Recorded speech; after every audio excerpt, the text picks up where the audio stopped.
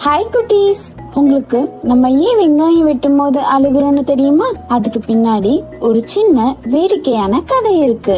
ரொம்ப நாள் முன்னாடி ஒரு அழகான நகரத்துல 3 நண்பர்கள் வாழ்ந்து வந்தாங்களாம். உங்களுக்கு தெரியுமா அவங்க யாருன்னு? முதல்ல தக்காளி, இன்னொருத்தர் ஐஸ்கிரீம், மூன்றாவதாய் வெங்காயம். அங்க குளிர்காலம் வந்துச்சு. 3 நண்பர்களும் ஒன்னா விளையாடி ரொம்ப சந்தோஷமா இருந்தாங்களாம். எங்க போனாலும் ஒன்னா சந்தோஷமா தான் போவாங்க. மெதுவா பருவங்கள் மாற தொடங்குச்சு. கடைசியா இது கோடைக்காலம். ஒரு நாள் 3 பேரும் பார்க்குக்கு போய் ஒன்னா விளையாட நினைச்சாங்க.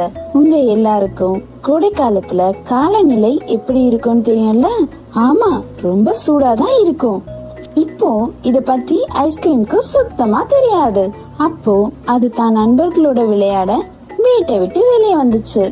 கொஞ்ச நேரம் கழிச்சு ஐஸ்கிரீம் தன்னுடைய உடல் உருகிறத உணர்ந்துச்சு. தன்னுடைய நண்பருடைய நிலைமைய பார்த்து தக்காளியும் வெங்காயமும் என்ன பண்றதுன்னு தெரியாம நின்னாங்க.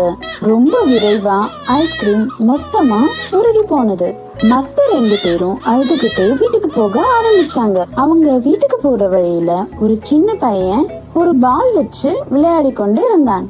அந்த பையனுக்கு தக்காளியும் வெங்காயமும் தான் வழியில வர்றத கவனிக்கல. தெரியாம பால ரொம்ப வேகமா வீசின. வெங்காயம் அந்த பால தடுக்க முயற்சி பண்ணுச்சு.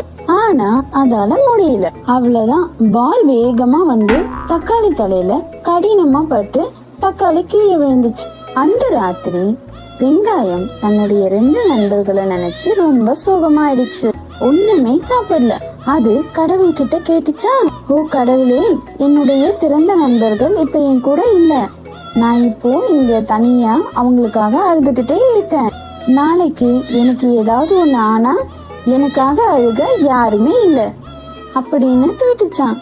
அப்ப வெங்காயம் வானத்துல இருந்து ஒரு வெளிச்சம் வர்றத பார்த்துச்சு. அந்த வெளிச்சத்துல இருந்து ஒரு குரல் வந்து சொன்னதான், வெங்காயமே கவலைப்படாத, உனக்கு நாளைக்கு ஏதாவது ஆச்சுன்னா கண்டிப்பா உன்னை சுத்தி இருக்கிற எல்லாரும் அழுவாங்க. அப்படியே வெங்காயத்துக்கு இந்த வரத்தை கொடுத்துட்டு அந்த குரல் போயிடுச்சு.